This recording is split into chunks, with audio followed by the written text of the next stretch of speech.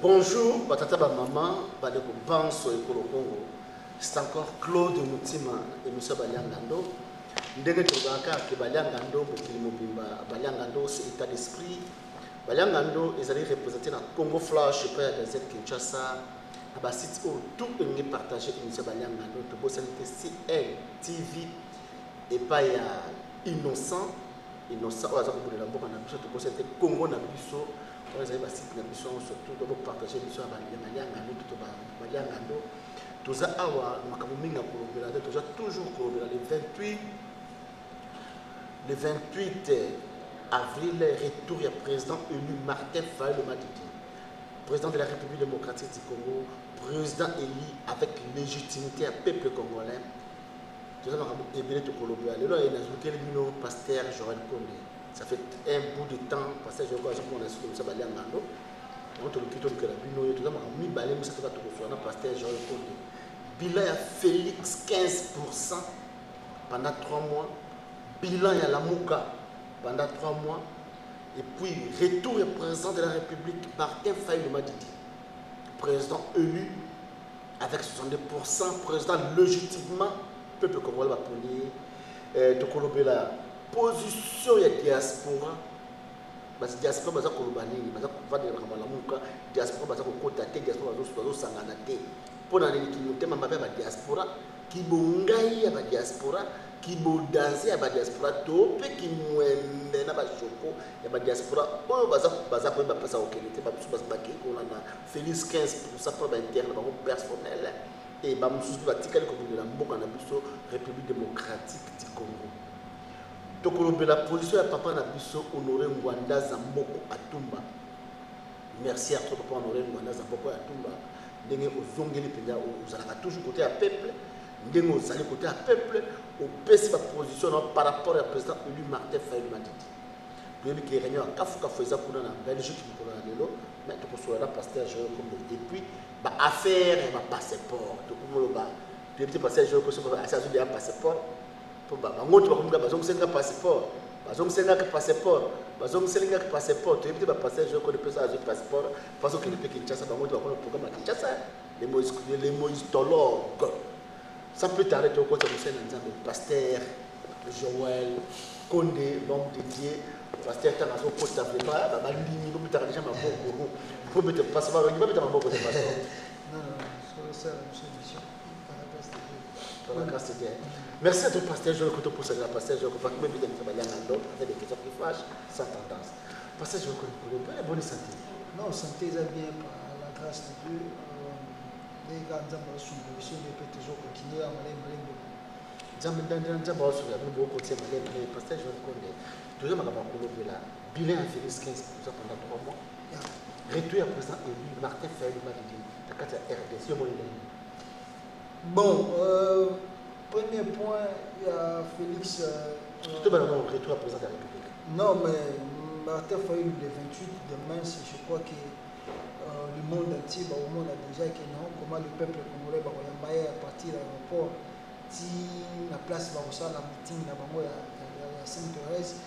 Donc, je crois que vous allez très bien organisé et puis l'accueil sera vraiment à l'auteur pour que le monde entier maintenant va comprendre que non, c'est lui qui a gagné les élections et c'est lui qui a la légitimité et qui a le soutien du peuple congolais dans son ensemble. Donc, ils ont vraiment événement et puis ils ont événement le sous pour nous maintenant à l'heure actuelle parce que nous avons pris le choix.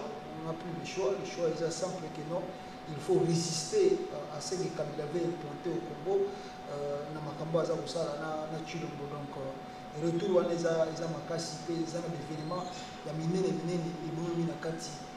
donc moi j'encourage d'abord les Congolais au bazar à Kinshasa, en tout cas bazar belé lobby batom dans l'aéroport à Djili baya candidat le président Martin Fayulu à partir de l'aéroport. Donc on t'a dit qu'à papa maman de connaître Suzanne Libanda en tout cas sur un moyen possibilité à ça la vidéo une minute tu as bien dans la forme tu as retiré un message dans WhatsApp.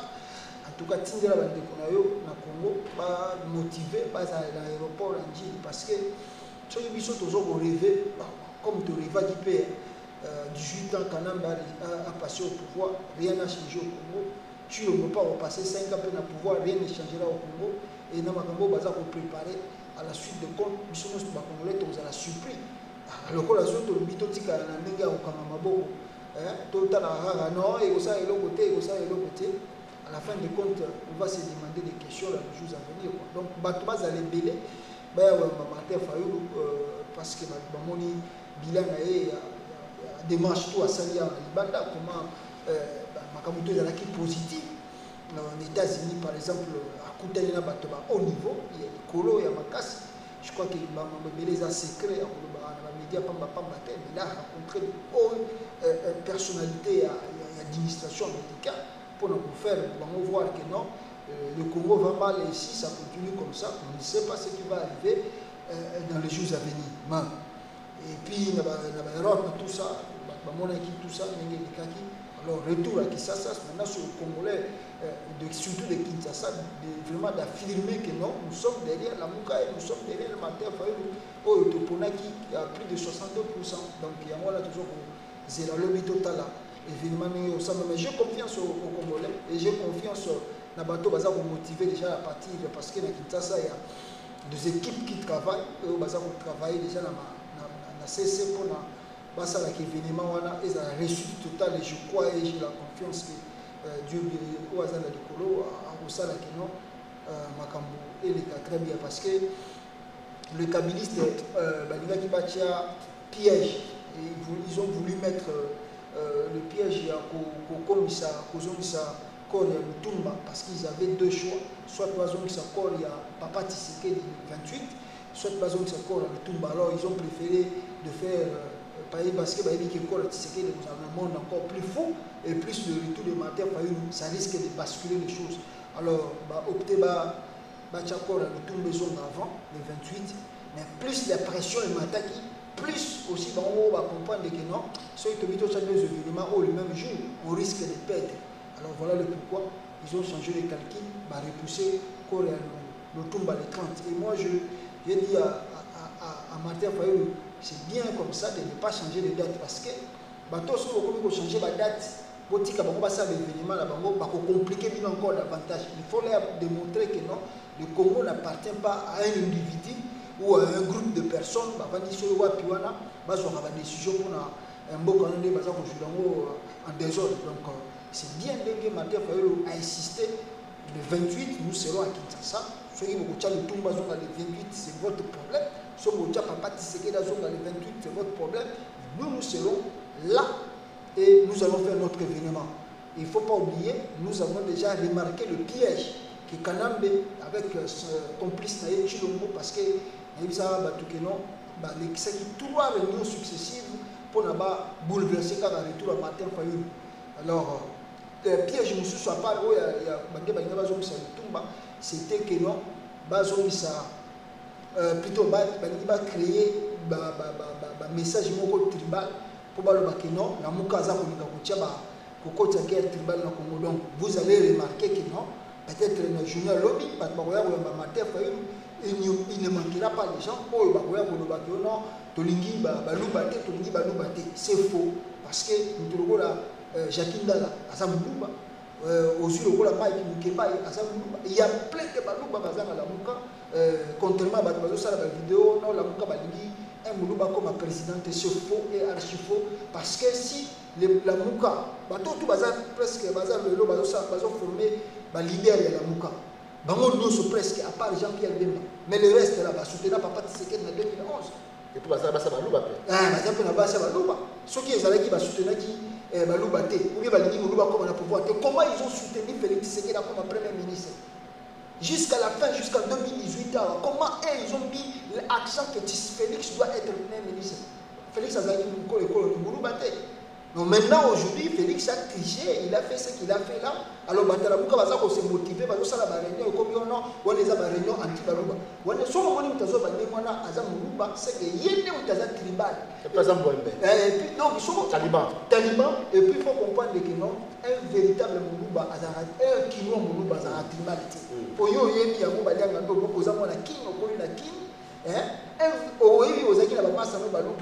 donc jamais un Moulouba, mouvement azalaka tribal soko moni un mulu baza tribal c'est kauta village et soko moni pe bana na ye bazokotela ye parce que ye a inculqué bango esprit qui village ya Kalumba ya memi yango soko na poto a inculqué bana na ye esprit wana yango zongo na bana na ye bazolanda ga eloko papa na bango azosala bazokanisa ke biso so tozoloba boza lokwa bozokolinga boyingi baluba et pourtant nous on est frères na Congo école l'église supérieure école de société tout ça tous égaux et puis sur nous toujours nous intérêt à beaucoup avancer donc yango là interpeller qui va prendre ça va tout que non OK ba la piège wana et piège wana pe écoloquer ça na lobby alors ba retenir yango baza na poto il y en a pas de guerre tribale au Congo et élection a failli temps bande ko protester yango mutu moko te aboma muluba na Congo pour na failli pour na Félix aboma muluba te.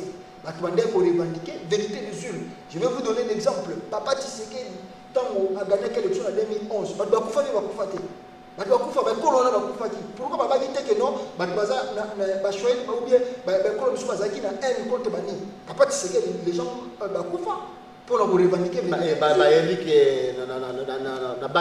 Voilà,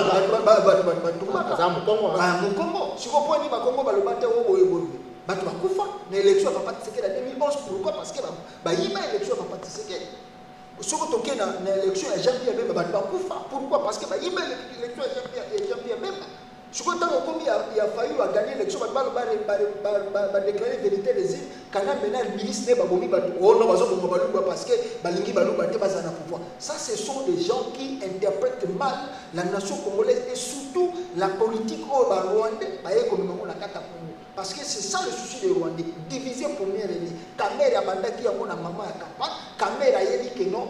Pour gagner confiance à Bandeko Baluba, il faut que les Nengwana pour ayebi que sympathie à Baluba et même à Bango Kanaba que les Namar que wana que guerre tribal. J'ai dit aux gens, oh Bandeko il y a Kassai. N'a pas si bon exemple. Dites-moi, Kabila a travaillé avec combien de Kassaïens? Kabila, Hippolyte, a travaillé là combien de Kassaïens? Bon, dites-moi, qui est ce Kassaïens-là à Tokyo école primaire à Kassaï? Bino vous soutenir parce que vous soutenez le fanatisme, vous soutenez la lumière. Mais dites-moi, quel est ce Kassaïen à comment premier ministre, comment ministre à soutenir ou bien à Tokyo école primaire par rapport au Matata pour la salle de la Kine? Non, la salle.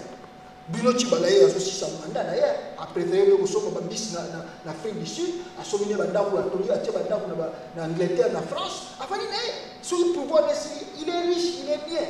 Ce qu'on a cassé, pour nous soutenir, Bino Chibala, ce qu'on Bino Chibala a cassé, donc voilà, sympathie à Bandako, à Kassai, que non, leurs propres frères, au bazar pour soutenir, Bango bazar va pire ennemi d'abord. Par exemple, Félix Tshisekedi.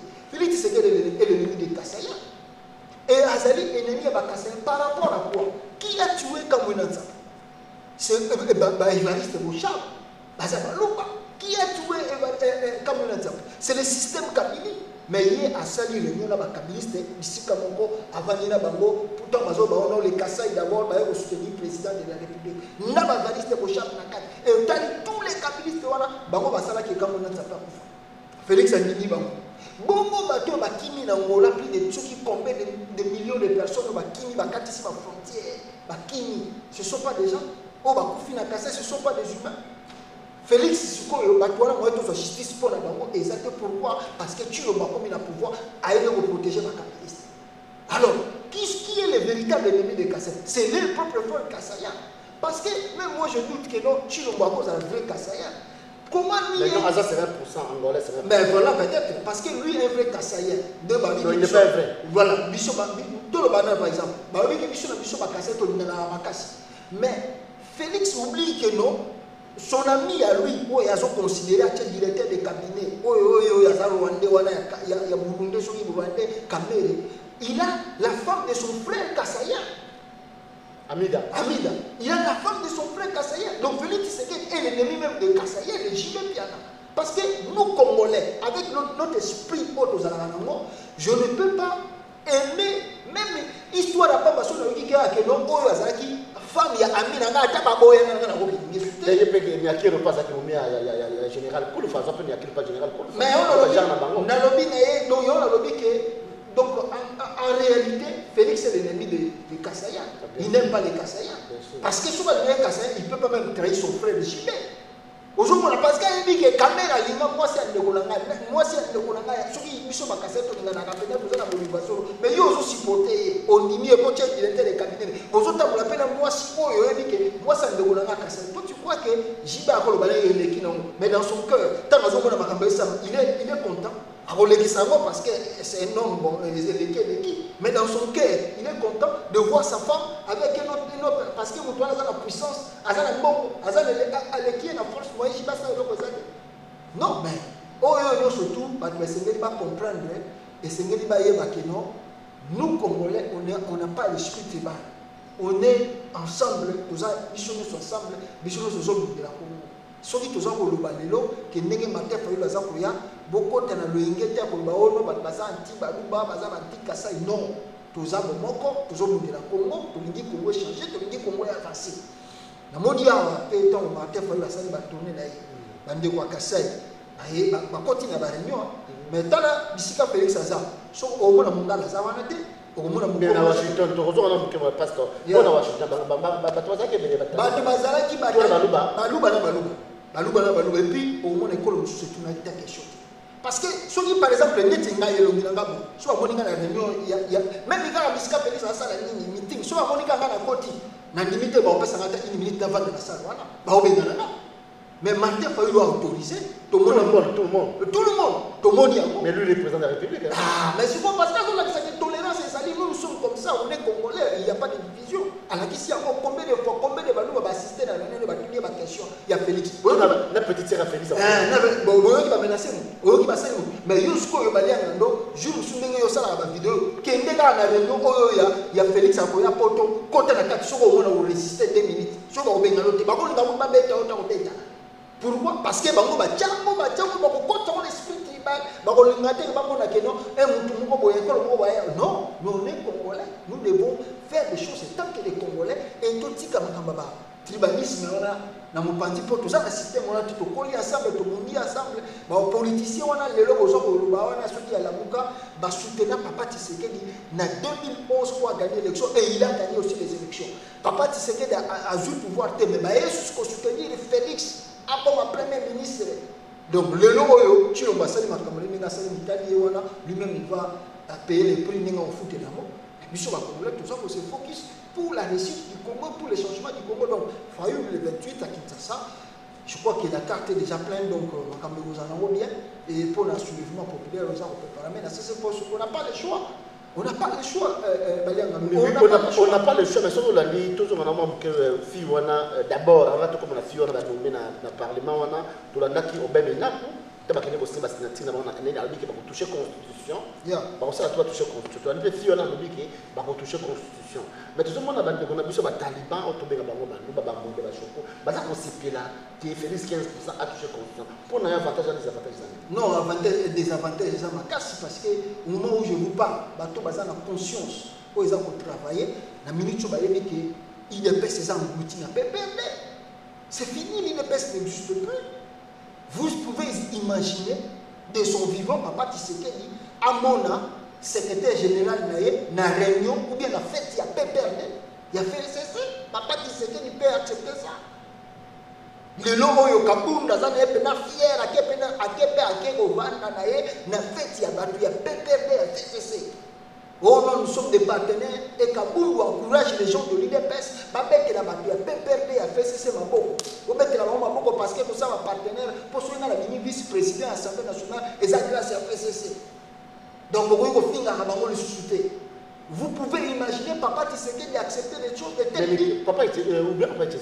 Non mais il parle un peu des centres congolais. Mais c'est il y a moi il y a moi sikoyo balanga no pona ko faire comprendre ya bato bazana no mission ko fungwa ya ko kangama ba comprendre que non Antoine Tshilombo ndem trahir Congo.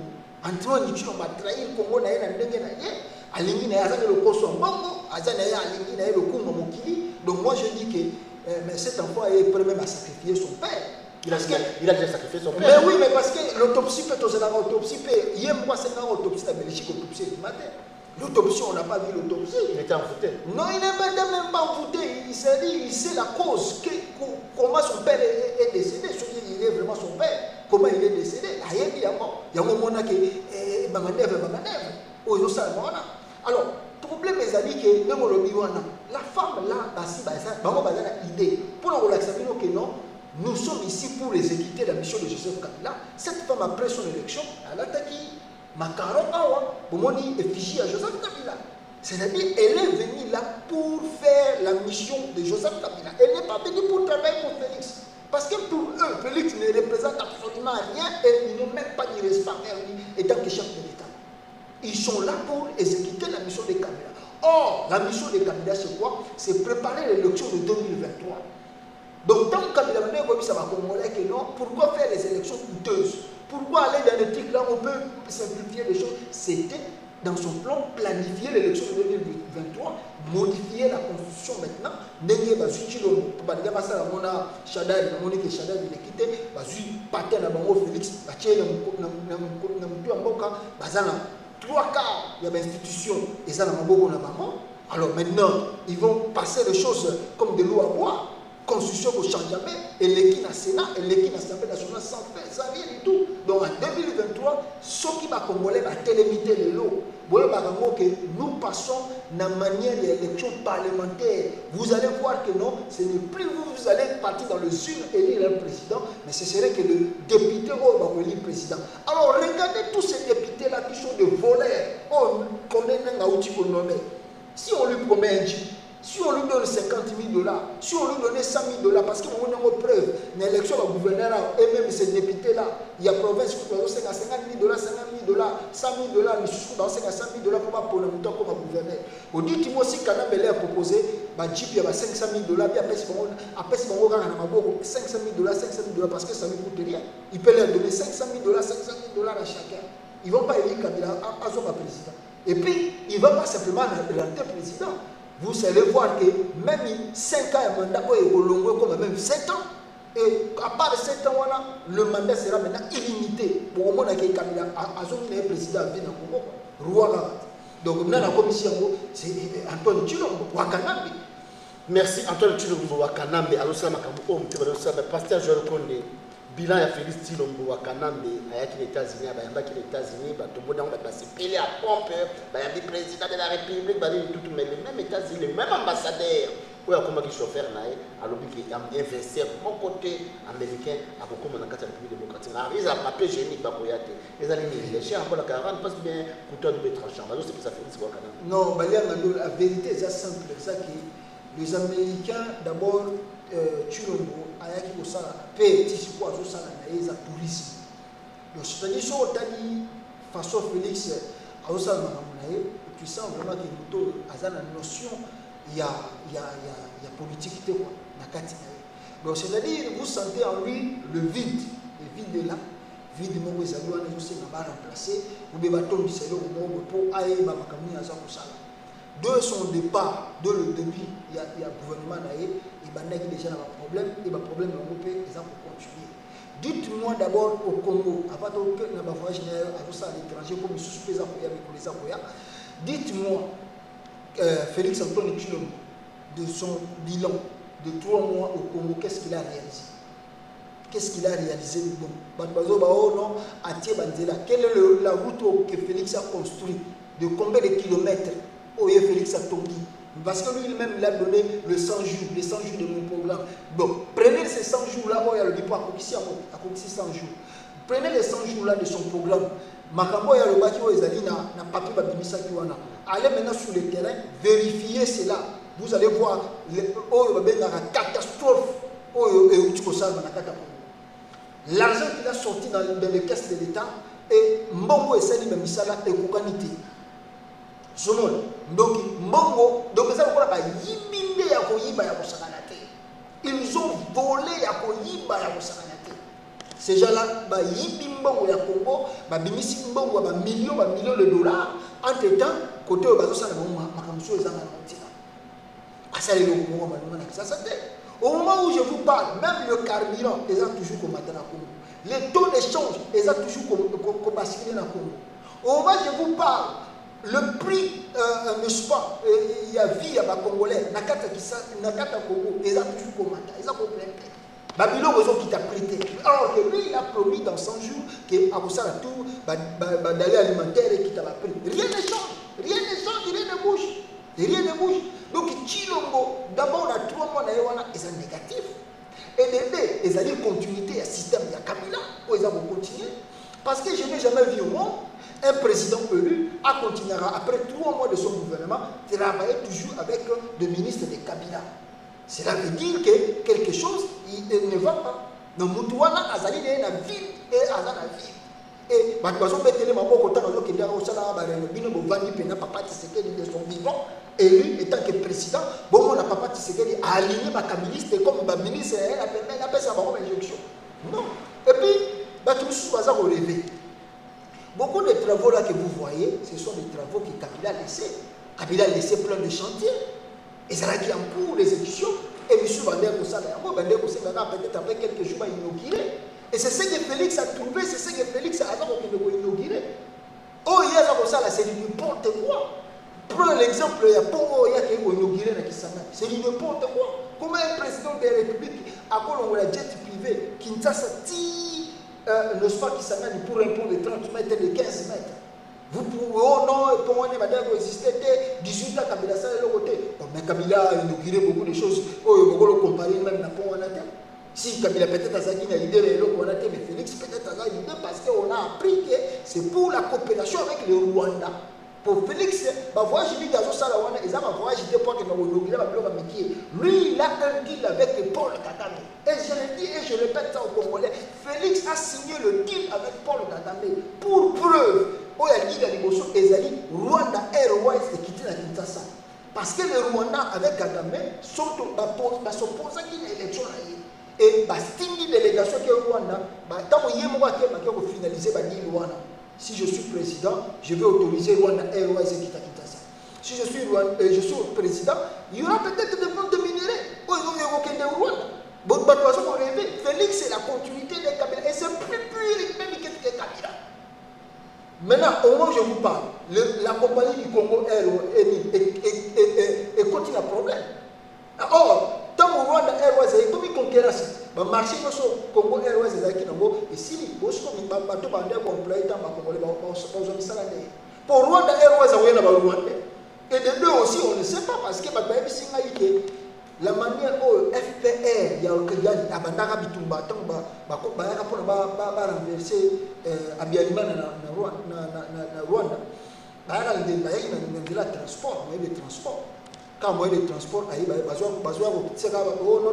passagers or qui besoin au côté petit à petit guerre communément de rébellion de la Paul Kagame na kati ya Rwanda pouvoir donc il y a mon Félix Bakabazo ko sala ayebi maintenant le bisi ba congolais que cet enfant a des deals avec Kagame, il a aussi des deals avec Museveni.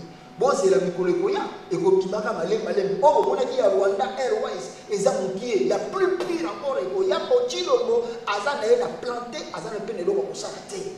Côté sécurité, qu'est-ce qu'il a fait pour la sécurité? Depuis qu'il est devenu président. Il a dit lui-même, il a promis que dans 3 mois, Nazara est élu, état-major et comme on a dit, qu'est-ce qu'il y a là-bas? Est-ce que les sécurités syriennes, les gens meurent toujours à Beni là-bas, les gens meurent. Félix a mené la paix, rien du tout. Lui-même il parle aussi à Kisanga, il dit qu'on a une sécurité. Mais lui, il dit qu'on a une sécurité. Tu n'as même pas un plan de sortie. Tu n'as pas un plan. Il part au Rwanda, il dit au Rwandais, il dit à Kagame non, oh non, pays où va agresser comme ça dans le Rwanda. Ça, c'est le jeu envers la nation congolaise et puis le monde congolais. Les gens qui ont dit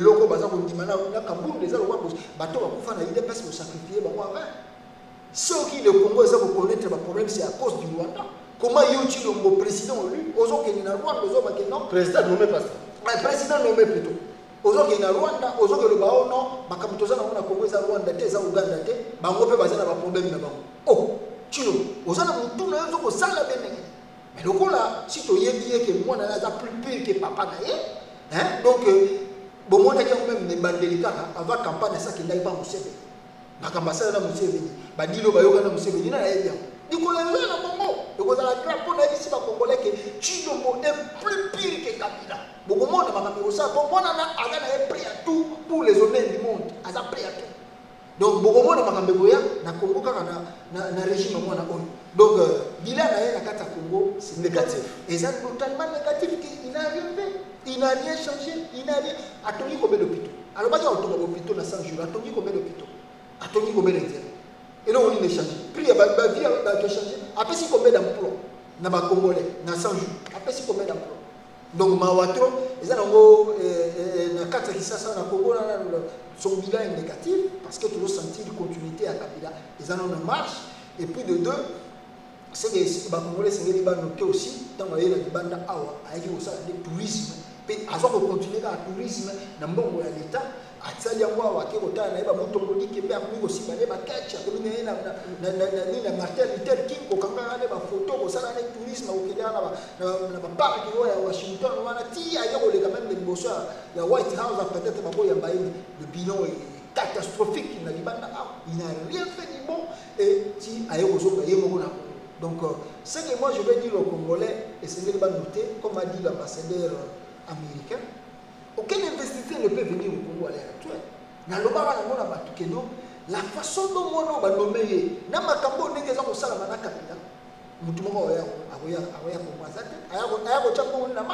parce que la continuité à Kabila et Kabila est là, Kabila s'est implanté. Donc, il y a un moment où tu dois t'émanciper de Kabila. Mais que 3 mois après, au bien du tout, dans la nègre, par les méthodes du kabiliste, le gouverneur kabiliste, le député, donc, va sentir que, attends, on doit sauver Mouto, mais c'est trop tard, on ne peut pas sauver ce Kabila. Si on doit traiter, on traite avec Kabila. Si on moment que l'ambassadeur, malgré que, moi, et là, il y a bien. Tant que ça a été suspension à Sénat, peut-être que vous en avez bien.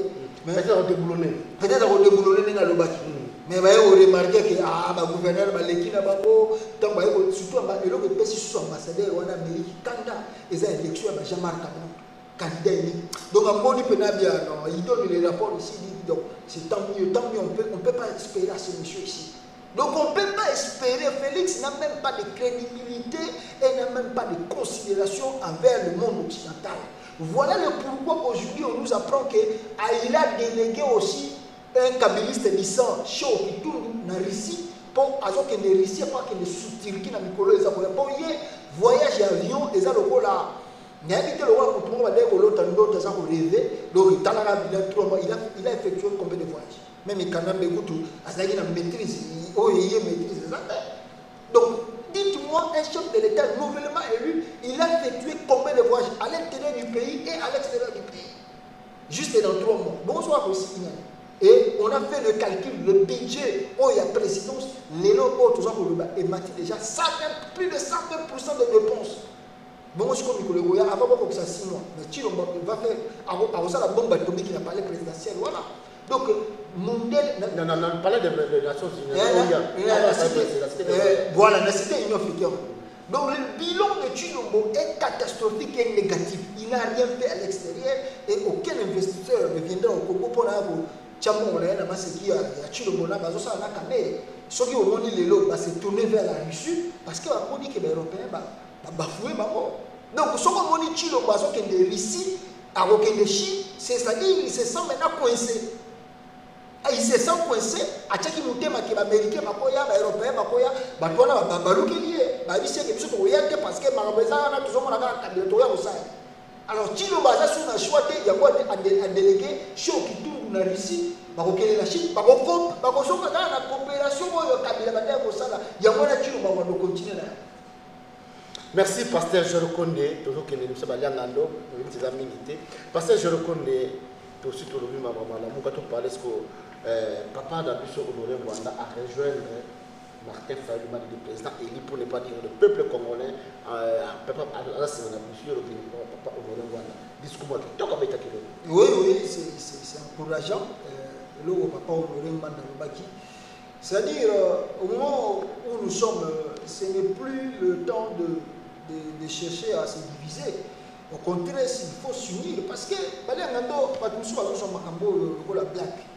nous avons des intellectuels congolais, nous avons des hommes politiques congolais, je ne sais pas ce qui va s'arrêter. Et nous devons comprendre l'avenir en Boka. L'élection,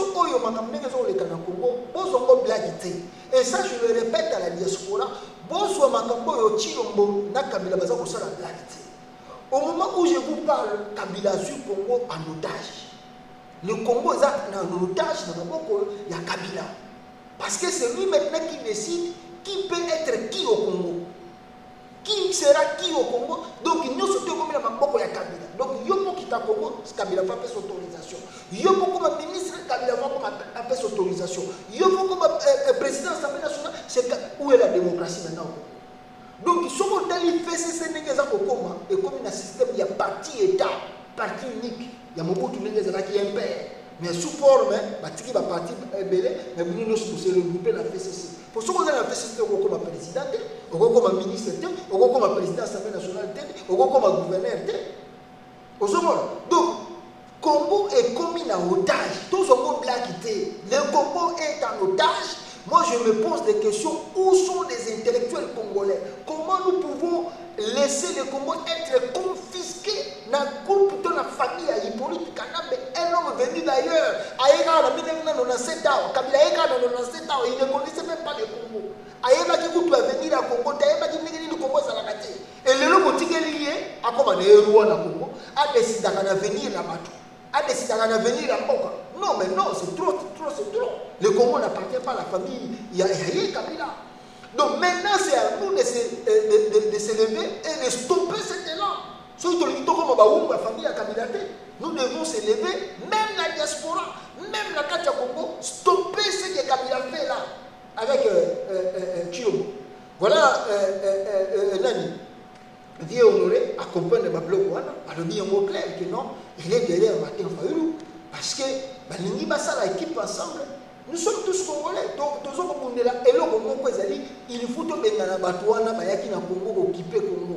To Bengana Bango, to récupérer Mboka na Bisso, tout établi. Vous pouvez imaginer, Jean-Marc Kaboul, Nicolas Cheval, Roubero, un Rwandais, Azoïsa Kaboul. Voilà comment le pouvoir est ça. Un Congolais, mais Rwanda, parce qu'il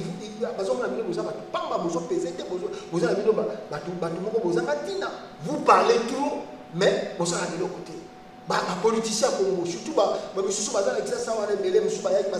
pour minimiser changer de couleur et ça va ensemble à Katumbi.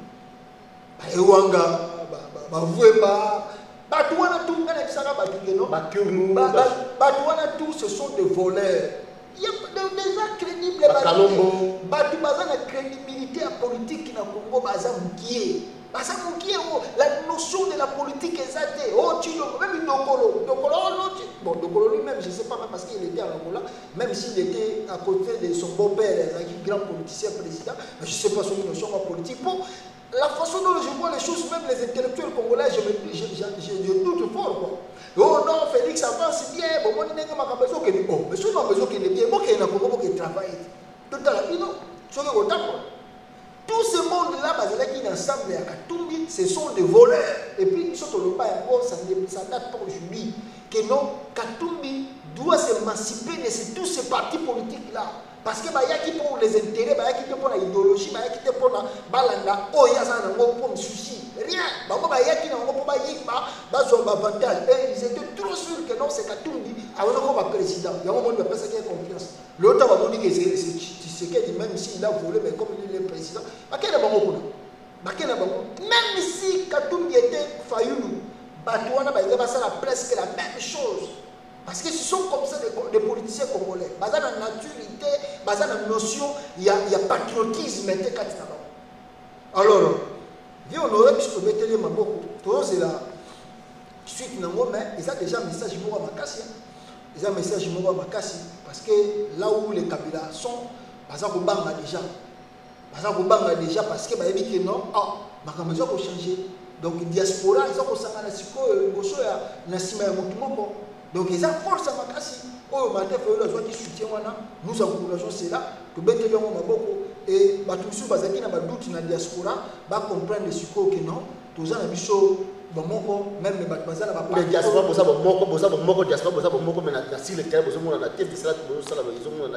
mais le problème est parce que il faut préparer mais je crois que très bientôt les choses vont commencer à bouger. il y a qu'à voir marche aux gens là. Mais par contre ça va s'appeler le côté pasteur. Non mais bateau par exemple bazala ba biloko wana bazo sala appel de fonds wana pona pour soutenir parce que net par exemple journée il y a dimanche à lobby bato mebele na Kisasa il faut toujours être prêt pour le monde qui est en bas de faut donner de l'eau donner des beaux appels bien routine dans l'hôpital bon c'est jamais sur YouTube na kabilo beta massacité on va voir demain il faut toujours se préparer pour éviter qu'est-ce qui va se passer après donc ceux qui bazala ba moyen ba possibilité pour missionner ba congolais. Nous avons beaucoup de hommes d'affaires dans Libanda awa bazana mbongo na bango mais au moins mbongo na pour lui et sa famille donc ce qui se passe au Congo il s'en fout quoi donc lui a juste de la basa de la bongo ye aya pour investir non mais si tu veux investir il faut que le Congo soit en paix soit en sécurité pour oyo ko chambongo na yo répéter mais soko za Libanda za mbongo bitumbe zo sama na Congo yo nyo kuchate yo ngalokola ndana za bongo na kuchate mbongo na ngai na bombi yango na mutakuchela yo pas ate yango lo mona ke tozoko ko avancer minute parce que ngana ko za na peut-être na makasi ya koluba yo za na makasi financier soko yé au soutenir ngana mbongo bon to sala boy parce que soki to za na mbongo to kosala ba voyage minene to ke ndokuta na bata minene to ke ndokosala boy na boy. Mais si vous avez une possibilité, vous avez une possibilité.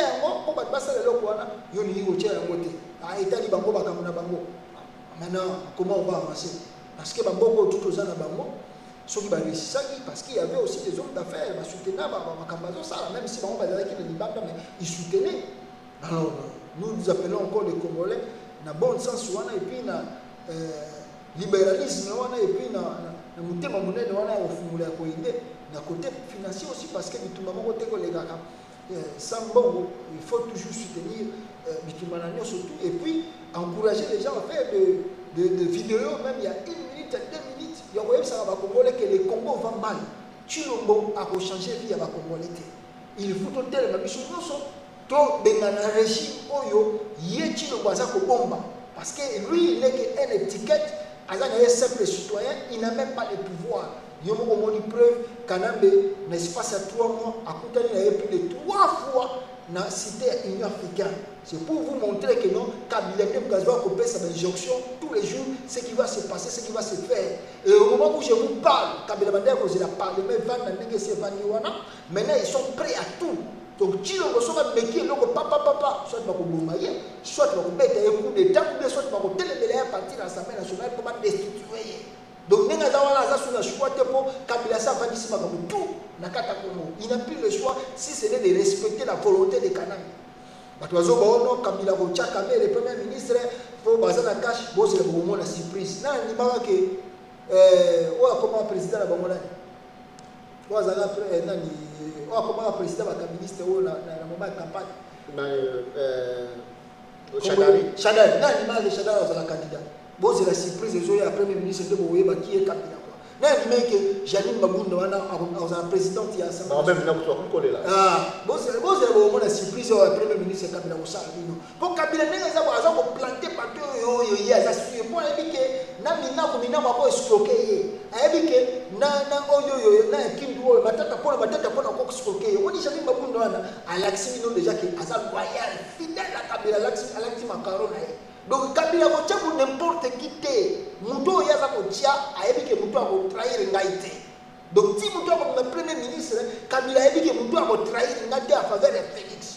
Pour Kabila ne to contrôler pas gérer puis ba on comprendre que non laisser trop le temps Chilombo aza ko ça de n'importe quoi il y a ma voyage inutile pour le coincer il y a ko moni ba zone ke gouvernement mi rapide pour ma voyage dans ça là et azo mi samba ko belé na caisse à l'état et non azo que ça la pour les hommes na té. Parce que quand même, donc Félix a vu qu'à Djenta, Kisasa, à qui on nous pour eux. A vu ici combien? Oh, peut-être pour un peu ça, Félix a 5 millions. Donc, à ça, pour un 5 millions, ou bien 2 millions. Ah! Kabila Tali peut n'avoir même moi, on va sur la PC une année, mais moi, on a sur le salaire qui m'a économie, on a au salaire fidèle. Il y a un moment qui est hier, ce qu'on est pour la baby, ça va comme ça, il y a pas le gouvernement peut bima. Pour Félix, ça la tactique de gens qui ont trop, après, il y a un gouvernement qui m'a dit, Kabila soit bien, tout ce qui est là longtemps, tant que je suis à l'Assemblée, Vandi, Marabote, Vandi, à Yesquabi, gouvernement fait bima au monde même avant ça sur ba voyage à ici wala Turquie gouvernement de boso fait bima or ce gouvernement bimi et si pour na ya au sur pour avoir exécuter plan il faut gouvernement approuver ce gouvernement approuver ngote mbalabo yo bimate so ba misika de ba ko kanga bien bien wana maintenant ba voyage au pour so sala wana libanda et que diminuer pour so ngo déplacer bon on fait le gouvernement ce gouvernement bon exactement au déplacer au so au niveau ça la plan yo so aux président aux la plan au koya na ngopa na gouvernement tali yango ba le yoka diso ba que bon biso pe to mona ko za bien pour la président approuver les ça donc makamona sala ki a 100 jours wana pa wana ils ont contre la maïka la militaire pour Kabila ça comprendre que Chinombo aza ko dépenser bongo ebele aza ko sala eloko wana te donc il vole donc a une coopération c'est un grand coopérant Félix asala ba copa chekula na Bruxelles na yedi monter que Félix asala ba copa ya chekula master na yesa mi badi ba asa chekuliste na yedi monter Vidi Chimanga c'est un chekuliste Vidi Chimanga ouais les gars de la France 24 on dit que non j'ai le vide il y a un vide c'était un chekuliste na Bruxelles na yedi monter Sami badi ba chekuliste na Bruxelles na yedi monter Félix yemo ko pe chekuliste na yedi monter moi si à Félix chekuliste na yedi monter na poto na Bruxelles pour bato bazoni ngolo bate ba koloba na bango et là on soutient ça ba congolais bon longola ko banga oh non ba ko finga nga batali ba oh mais ta ba fingi yo ko ese so bona njile kanga mina longa muto ba ko finga Jésus kutu mwana nzambe ba finga ye mais ye wana lelo ba tsuwa ko misale ba koma ko adore bo so yo ba fingi yo e ka saloni e kanga mo ba finga te ko kipe yango te sala vidéo loba vérité oyo ye chilo ko c'est un voleur aye ko détruire espoir ya nation Ban basali banena ya kobunda bitumba oyo lelo bakomi na suka et l'enfant quand aboso a venu à outa wapi parce que je ne crois pas qu'il y a ça ça ya papa na yeti sekedi non ça pas na yeti na c'est ça papa na yeti sa bibi non c'est normal parce que son hôtel caractère ya papa Tshisekedi tu ne trouves rien de Tshisekedi à Félix yango moni que même Congo na Tshisekedi aliya ko pesa ya côté Combo na Félix Antoine Tshilombo 15%. Aïe moko a fabriqué un dossier, a fabriqué un document, aïe ko bakisa Tshisekedi. Ce que ça va poto ba ko kangaye. Ce que ça nazo ka mokutu Belgique pourquoi bazo ko lancer mandat unité ba font la quête pour la faux diplôme na yeba te. Parce qu'il a un faux diplôme et puis Combo na Belgique et ba dit que c'est Félix Antoine Tshilombo. Tshisekedi on a bakisa dans au camp. C'était grand mafieux. Donc on a basé na master na yeba na ba sami ba di banga ba chauviniste. Mais bon, les Congo la militaire, pour Félix, il a planté, il a plan pour sortir à Congo la crise exacte. Il est coincé, au monde de la crise, il est coincé parce que les Américains, c'est la vérité, on ne viendra pas chez toi. Maintenant, il veut tourner le dos vers la Russie. Mais à quel la Russie, tout le monde a essayé et au changé au Congo. Kabila a fait 18 ans avec la Russie, qu'est-ce qu'il a changé au Congo? C'est zéro catastrophique. Donc, tout téléma pasteur Jérôme a tout téléma tout ça comme sur la mission pasteur Jérôme il y a passeport alors non bon ils sont c'est minutes ba tout mais on ne pas non vous pas passeport comment passeport vous avez Moïse Katumba non mais parce que passeport ils ont des tout vous avez passeport non balianga ndo ezala ki piège oyo Félix na Kabila bayoka na ki po ba bomba Katumba vous découvrez passeport non makambo ezali toza na baservice oyo eza na kati ya ndako ya Félix ezopesa biso barévélation lwaka bwanga batembele baza wana bazalaki na poto ozomona bayebi bato bele baza na ndako ya Félix bazopesa biso barévélation so omoni motu lokola fils mokoko wana komi otelemela ye moko Félix parce que accompagne de vérité qui y a rien ozomona eso makamba Moïse Katumbi ça non coup de papa na ba lobi ba kyungu ba tutu ba lobi ba français ba zolo ba passe qu'est-ce que tu as besoin de comprendre kyungu azo si kyungu papa kyungu azo ko si rattraper yemo ba yima kamina sala na Syria ya makambo asala wana ya baluba kuna yemo azo ko assez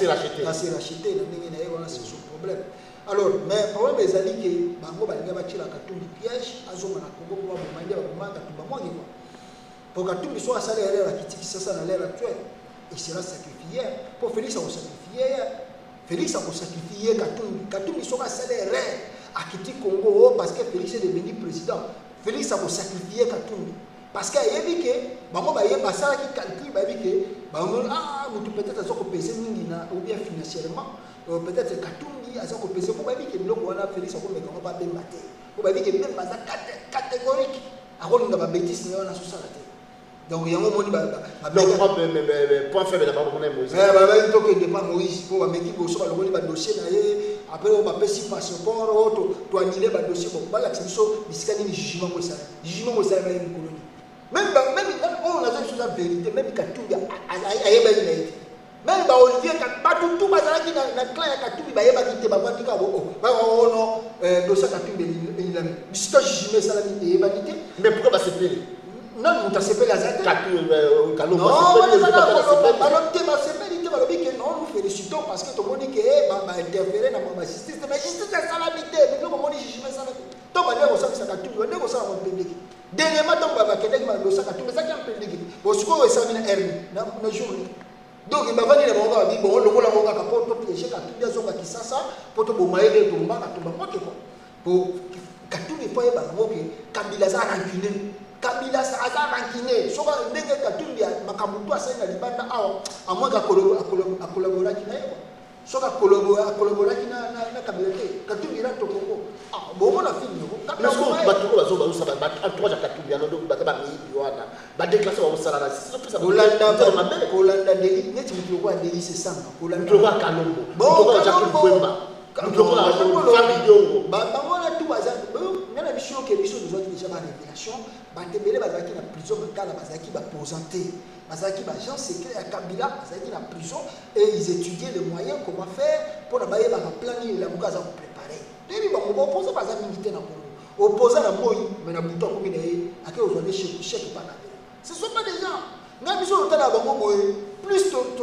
continue sur la politique à Congo plus tu comprendre qui sont ces gens là ce sont des éléments très dangereux les éléments très dangereux toujours dans la gare Katumbi neti de la sopesa ngo confiance biso so ebishike soko créer parti politique té na 2023 côté batwana omona ko makambo batwana ba osako ba donc boni so busika créer parti la muka ka kubia la muka non nani la muka ba créer parti Jean-Pierre Bemba na UNC na yo moni Jean-Pierre Bataille ya UNC bazo bouger MLC ya MLC plutôt yo moni Bataille MLC bazo bouger té parce que ba yebi que leader na moi ça c'est Jean-Pierre Bemba bazo ko diriger parce que ça inclut la vision et puis na candidature mais pas Katumbi na hollandais deli ça sanga dans la partie Jean-Paul veut passer la partie au moins dans le bic celui parti celui MPCR soit MPCR ono auto le na biso na to soutien biso be azana libre pour sa partie na Katumbi ça mais celui Katumbi ça li partie na ya yemo ou bien ba redynamiser parti ya conseiller Salomon neni pende je crois que va changer belé parce que bakoya wana bazola na idéologie ya président bakoya te que non pona donc tout ça la aventure la chance Claude Vemba ba Denis Sanga ba muyambo pas na parti na donc moni ba donner tout baza ba semaine de trouble na kata Congo ce sont des semaines de trouble baza wa ba ministre na mai jusqu'à zocho donc bazo c'est la ministre ni ko chola ko ba ke donc Katumbi ozo ba Congo siko te les gens qui donc Katumbi ozo ba Congo te Katumbi ozo na la muka parce que akozo ba Congo ba ozo ba na la muka il est toujours à la muka mais je réunion à l'eau bien qui avant ils a qui plutôt réunion à l'eau ce qu'on va dire bon tout ça c'est là mais bon là ça va congolais que nous sommes toujours unis mais la muka comme plateforme électorale plateforme politique mais si on va pas transformer plateforme politique pour élection ça suscite mais tant on va transformer plateforme politique ça pour pas continuer tout manaka wana bazana pas comme ça mais tout va fêter les vérité des urnes aussi la vérité des urnes il y a moins des crises nous sommes dans un moment de crise post-électorale na Congo na ba taliban bazo ko chati mo crise exacte mais on vous dit que nous sommes dans crise post-électorale Nakata Congo, Chilombo n'a pas gagné les élections. C'est connu par le parce que je connais un bateau qu'on a le président de Chilombo qui veut donner un cardinal Bosengo à Koutana Amoro des fois pourquoi non bazo bango te basi ba comprendre que no Chilombo si on moneti monseigneur Ambo ba ke otala ine ke otala wana ba ke mo yebi sege Chilombo yo ningo sa boyo za no donc yo fotika ba musu esalama yo za no na elongo moko tawo yo ningo za boza na rien yango moni ke monseigneur Mbongo abi ke non naza na pona to aider à avancer baye ko aider à avancer na ndenge nini baye ko aider pour baye bise ke non yo za na rien faut tika soulèvement populaire de ça na Congo peuple congolais se libérer na bato ya Kabila po yo ozo représenter rien bato bazo penser non église catholique ko soutenir Félix rien ba soutenir par rapport à quoi Félix a quoi comme pouvoir au Congo? Hein? Et Félix a le pouvoir. Pouvoir tout est ça, Kabila. Félix n'a rien, une simple étiquette. Quand la militaire pour bloquer la voyage, c'est fini pour lui. Il n'est rien. Donc il y a un moment où l'église catholique qui a rappelé que non, il y a un soulèvement populaire et ça, sauf qu'il y a un bloqué soulèvement populaire, aux autres même à Congo et Munga. Après 2023, sur télémis de l'OT 2023 pour lui. Merci Pasteur Joël Kondé, merci tout le monde. Vous avez le temps pour la émission de Sabali Angado. Nous avons Pasteur Joël Kondé, parmi tous les pasteurs de la Interstate of America, Azali un des pasteurs. Mot de la fin, Pasteur Joël Kondé. Donc, mot de la fin, c'est que les Congolais sont black. Autres sont les black qui étaient Chilombo, Aïki Koteka Mboka, et Atekelyango Ouganda, Atekelyango Rwanda. Parce que le roi va dire qu'il pose au pouvoir dans le Congo, il faut que le pays soit là. Bisous, nous avons la diaspora. Ndemonanga tellement bisika yo zali et soki esengeli ba marche et ba kozonga ba marche faut zonga ya makasi pour la kolia bisaka non o eza koleka na Congo c'est inadmissible. Comment un monsieur ayaki na 97 na Congo azui Congo comme le royaume na ye a décidé nani na koyiko sala nini na kati ya mboka pa koyiko sala nani na kati ya Congo toyiko tika Congo ke l'état où sont, moi je me pose encore des questions. Où sont les intellectuels congolais? Mais là. Est-ce que Bozomo n'a pas besoin de monter? Où sont les grands politiciens congolais? Bozomo n'a pas besoin de monter. Bozomo n'a pas d'étiquette de kilo. Bozomo n'a pas besoin de monter. Les Congolais ont s'enfoncé sur ton bimisi en les lotés. Ton père s'appelle Félix Temps. Ton Rosa m'a manié la Rosa. Pour Kabila, on s'est préparé dans la rapidité.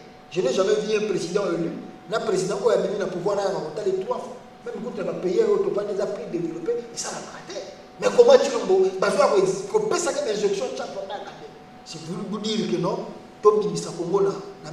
Donc le 28 à l'obby, c'est libéré dans le meeting, puis dans l'aéroport, il ne faut pas autant pour la Makolo. Il faut autant pour la Makolo à partir de l'aéroport, il y a Saint-Thérèse. Au moment où on a mis au moins un miracle. À partir de l'aéroport,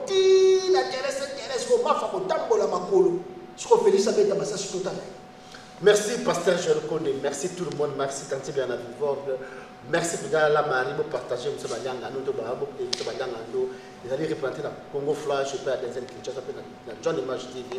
Nous avons le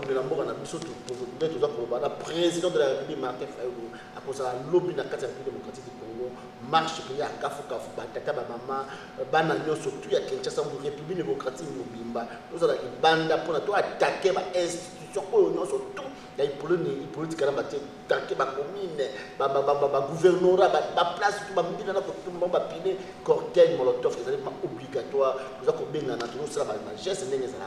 Merci à tous merci Pasteur Joël Kondé. Merci beaucoup. Merci à tous, merci tout le monde. Salut.